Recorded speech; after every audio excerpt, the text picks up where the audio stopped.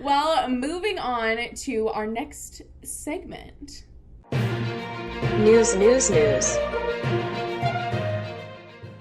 Okay, we didn't even get a chance to talk about the fact that the second debate ended up being canceled, the second presidential debate. Basically, obviously, we all know Trump got coronavirus and it was set to be a virtual debate, but Trump was not down for that, so it got canceled.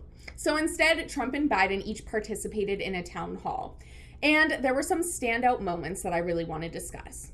Okay, so first of all, given the quick turnaround in trying to confirm Amy Coney Barrett to the Supreme Court, Biden was asked at his town hall if he would expand the Supreme Court if and when he's in office. And he said, it depends, quote, how much they rush this.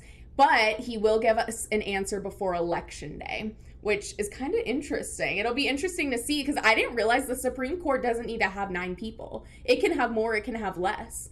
Yeah, it's like not in the Constitution. I heard this on an NPR podcast, so I'm like, I may not be saying it correctly, but it's like not in the Constitution for it to be a set 9. That's kind of just how it ended up like happening the past however many years. But it should be an odd number though, right? I mean, because the whole point is like there can't be an even number because then...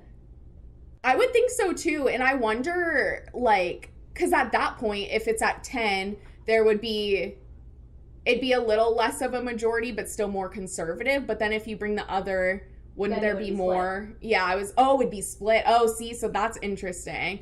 But it'll be interesting to see kind of what happens. I mean, what his decision is. We'll find that out before Election Day. And if this can even happen, because then obviously the Senate and the House would have to like vote on it. And if the House is still, if Congress is still a majority Republican, like it doesn't matter what Biden wants. So you guys gotta get out there and vote. Yes, vote, because it'll be interesting to see what happens. And then the biggest thing of that night, obviously QAnon is such a huge topic of conversation, especially in 2020. If you're unfamiliar, it's a far-right conspiracy group, and they're the ones behind the false conspiracy theories that a ton of politicians and celebrities are part of a sex trafficking ring, and among many other conspiracy theories. And the FBI named them a domestic terrorism threat in 2019. So at the town hall, Trump was asked if he would disavow QAnon and reject its followers' belief that he is the savior against Democrats running a satanic pedophile ring. Trump claimed he didn't know anything about QAnon, but he then praised their work against pedophilia, and he refused to say the conspiracy theory was false. So it was a very, like, you could tell it was a very calculated response. Like, he was like, oh, I don't know them, but I hear they do great work. Like, that's kind of the vibe he was giving, which is obviously absolutely ridiculous.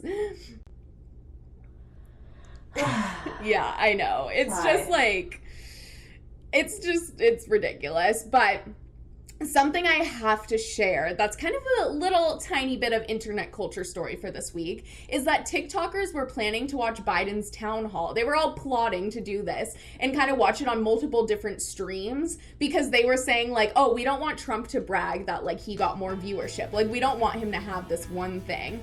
And in the end, Biden's town hall, almost got 1 million more views. So